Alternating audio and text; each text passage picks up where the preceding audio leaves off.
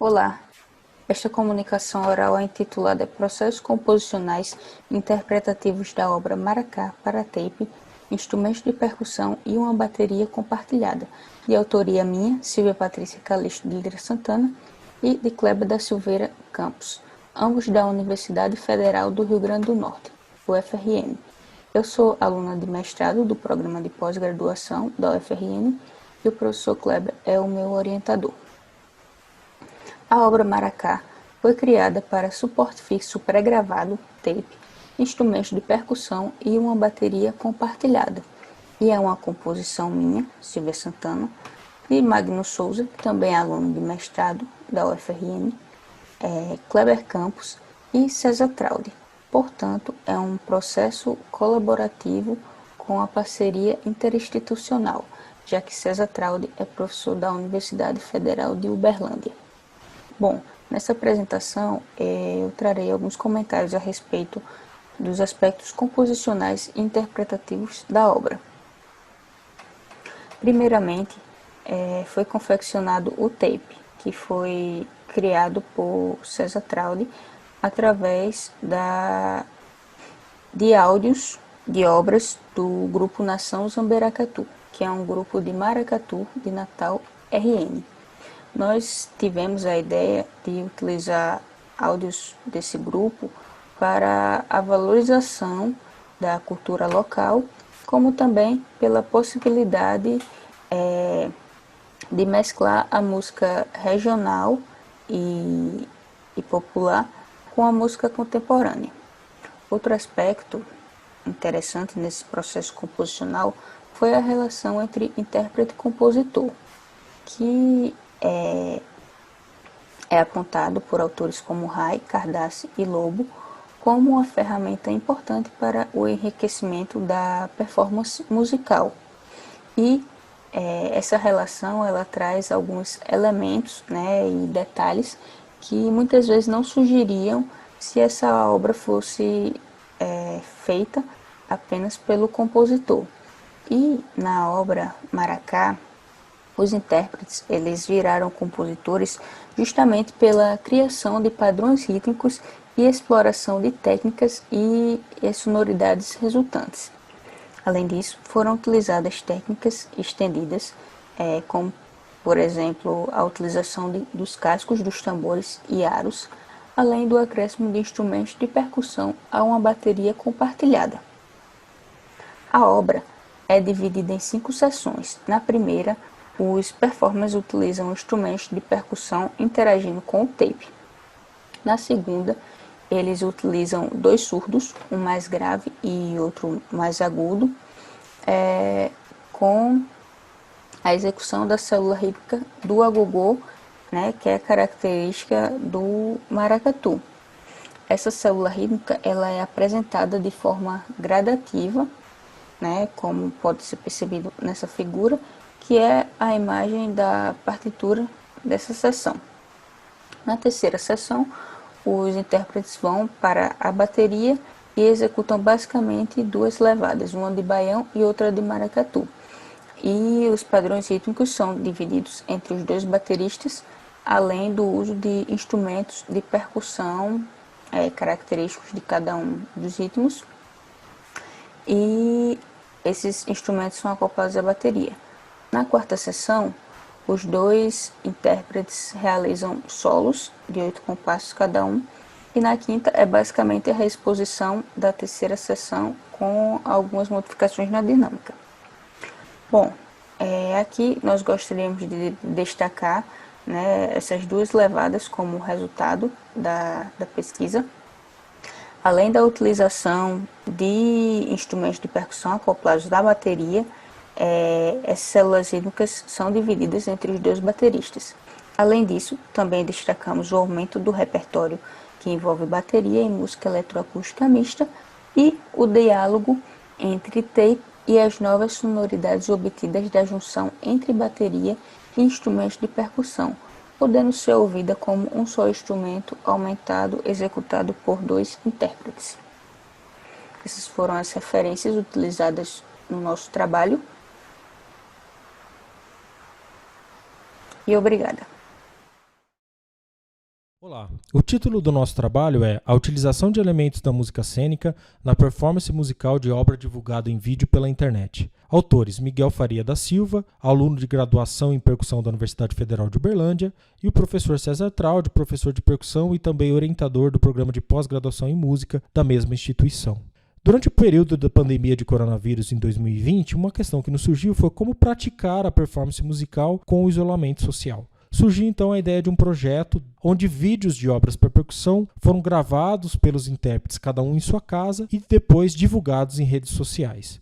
Os vídeos trouxeram uma valorização do aspecto visual e aí surgiu então a ideia de trazer elementos da música cênica para um dos vídeos que seriam gravados, buscando valorizar ainda mais esse aspecto visual e tentando identificar se isso traria modificações da maneira como o público iria receber esse vídeo dentro das redes sociais. A obra escolhida foi Pacumpá 2014, um quarteto de tambores do compositor César Traude. As questões que nos surgiram: como incorporar os elementos da música cênica numa obra originalmente não pensada para isso. Segundo, quais as mudanças na postura interpretativa serão necessárias. E terceiro, esses elementos irão fazer com que ocorra alguma mudança na maneira como o público irá perceber esse vídeo em relação aos anteriores? Bom, o primeiro passo foi estudar o conceito de música cênica ou música instrumental teatral e identificar dentro desse estilo elementos que poderiam ser utilizados para os nossos objetivos. Então, primeiro, elementos visuais não diretamente ligados à performance instrumental,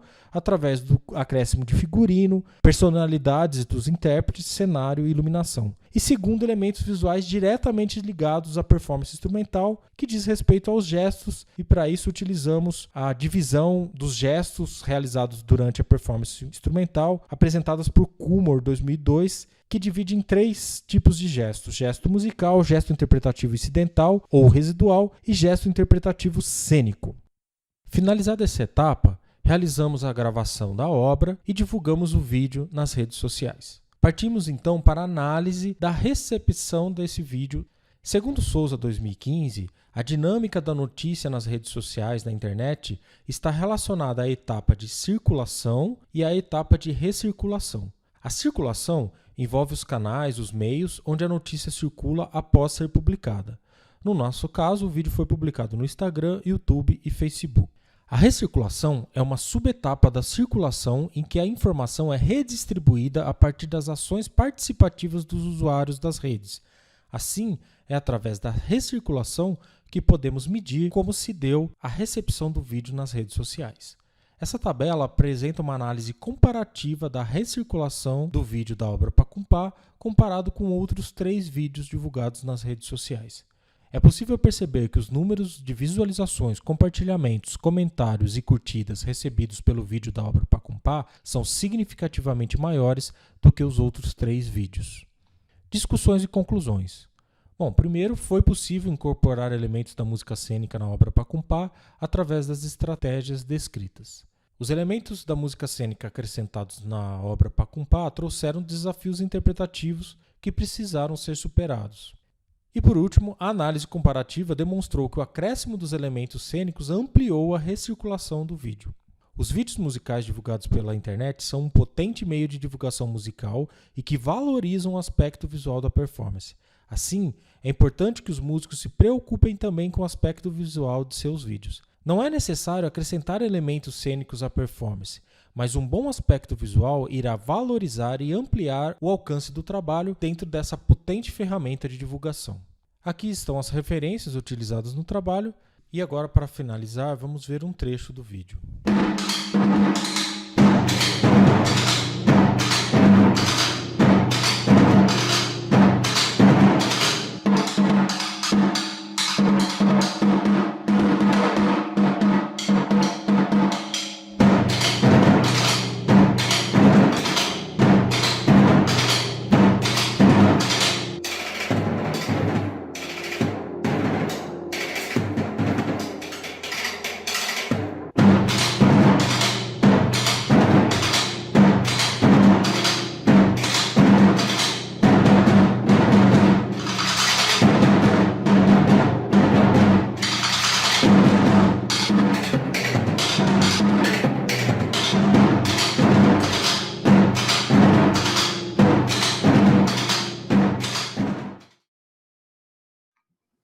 Olá, boa tarde a todos. Meu nome é Bibiana Braganholo, sou professora de piano e educação musical da UFMT e vou apresentar a minha pesquisa intitulada Assemblagem Sonora, uma composição performática de extratos. Essa pesquisa, ela deriva da minha pesquisa de doutorado, que foi defendida no passado na UFPB, e que trata da análise da sonoridade em peças para piano, tendo as decisões interpretativas como elementos centrais da análise. Então, foram selecionadas 3 peças como objeto de estudo, as Cartas Celestes número 1 de Almeida Prado, Ressonâncias e Contrastes da Marisa Rezende. Eu toquei essas peças, gravei e posteriormente desenvolvi a metodologia de análise. E também, essa pesquisa aparece como o primeiro passo no projeto de pesquisa Performance e Experimentação Desclassificando a Obra Musical. Então, a partir do momento que a gente deixa de entender a obra musical como um duplo da partitura, é necessário criar uma visão alternativa da obra musical. Então, nessa pesquisa, passamos da investigação da obra musical enquanto objeto ideal representado pela partitura e partimos para a investigação da mesma enquanto acontecimento. Nessa conjuntura, não teríamos um autor e uma obra, mas sim diversos operadores, cuja importância para o resultado final poderia ser verificada em processo, e a obra musical, assim, se torna passiva de procedimentos de desterritorialização e desclassificação, abrindo margem para os processos experimentais. Então, essa metodologia experimental que levou à criação de assemblagem sonora surgiu da necessidade de criar um discurso único para a performance daquelas 3 peças selecionadas para a pesquisa de doutorado.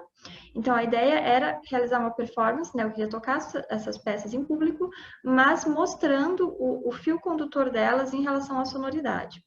Então, utilizando o conceito de estratos como referência principal, eu construí a assemblagem sonora. Estratos, para Assis, consistem em camadas, nesse caso musicais, que podem se interrelacionar de diferentes formas e que são caracterizadas de acordo com essas relações que elas formam entre si. Então, para construir a assemblagem sonora, esses foram os materiais utilizados. As Cartas Celestes número 1 de Almeida Prado, que atuaram como extrato principal. Então, ela atuou como fio condutor dentro de assemblagem sonora. Ela foi escolhida para esse fim justamente por ter um aspecto muito descritivo, né? Ela é quase como um passeio pelos céus, onde o compositor vai descrevendo eventos celestes através da sonoridade do piano, meteoros, galáxias. Então, ela foi selecionada para ser desmembrada e no meio dela foram surgindo outras peças. A ideia foi criar uma espécie de passeio, só que pelas sonoridades do piano com essas intervenções das outras peças. Ressonâncias e Contrastes de Marisa Rezende atuaram como epistrato. O epistrato são peças posteriores à peça do extrato principal, mas que se relacionam com ela.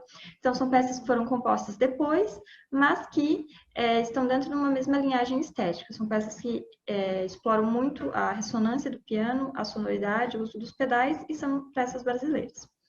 Também selecionei prelúdios de Debussy 2 e 8 do primeiro caderno, que atuaram como substrato. Substratos são peças que já existiam antes do extrato principal, mas que também estão diretamente relacionadas. Então, Debussy, para muitos musicólogos, ele inaugura a utilização da sonoridade como elemento estruturante da composição. Então, também está diretamente relacionado com esse tipo de estética, onde a sonoridade é o elemento central. E, por fim, eu selecionei o adágio da Sonata 576 de Mozart, que atuou como aloestrato. O aloestrato é uma camada que originalmente não tem relação com a camada principal, mas cuja relação é construída no processo, nesse caso na performance. Então, a execução, a performance dessa sonata foi feita de maneira a salientar a sonoridade dela, e não outros elementos que normalmente são salientados em peças do período clássico, como harmonia ou estrutura fraseológica. Então, ela foi tocada de maneira a salientar a sonoridade e linkar ela com as outras peças. E disso surge esse metaestrato, que é uma combinação inédita de elementos musicais, que eu dei o nome de assemblagem sonora. Então, Cartas Celestes foi dividida em 6 momentos e as outras peças foram inseridas no meio. Se formou um discurso único que durou 50 minutos. Entre as transições, né, entre uma peça e outra, entre uma parte da Carta Celeste e as peças, eu fiz momentos de improvisação para criar uma fluência melhor e uma continuidade do discurso. A primeira performance foi realizada em 11 de março de 2020, no auditório da FCA, na UFMT. Algumas considerações. Esse foi o relato da aplicação de uma metodologia de experimentação que teve como resultado principal uma performance onde foi desenvolvida uma configuração inédita de objetos musicais. 2 pontos importantes foram Primeiramente, a urgência em se assumir uma nova concepção acerca da obra musical, principalmente no âmbito da pesquisa artística. Segundo, nesse caso, a experimentação apareceu enquanto elemento criador de novas possibilidades para a performance musical e está diretamente relacionado com essa concepção da obra musical. Esse foi um primeiro resultado do processo de experimentação, visando a partir desse incluir outros estratos, inclusive incluindo outras linguagens extramusicais e outras estratégias de desclassificação, que é o que eu estou trabalhando nesse momento no meu projeto de pesquisa. Muito obrigada pela atenção e até mais. Olá, meu nome é Alexandre Lunsky, eu sou um compositor e professor de composição e teoria na Universidade Estadual Paulista. Sou um dos coautores do artigo A Colaboração Compositor-Performer durante o processo de criação de moviola para viola solo, de mentoria, juntamente com Ricardo Lobo Kubala, professor de viola na Universidade Estadual Paulista, e Eliane Tokeshi, professora de violino na Universidade de São Paulo. Os objetivos desse projeto são apresentar a obra Moviola para viola solo, de Alexandre Lunsky, investigar o tipo de colaboração entre performer e compositor ocorrido durante o processo de criação da obra. Temos aqui o início da peça. Ela essencialmente, dois aspectos principais caracterizam a obra. A exploração de um movimento, a ideia de um mobile é uma espécie de metáfora, uma espécie de modelo utilizado na obra, e a manipulação, o desenvolvimento e transformação de timbres. Um pouco mais da partitura, com elementos bastante agudos, e é o registro grave, afinado, corda dó afinado em si bemol, uma exploração de uma espécie de espectro harmônico e inarmônico que criam cores e um dinamismo bastante grande durante toda a obra. E agora eu gostaria de tocar um pequeno excerto da peça, o início da peça.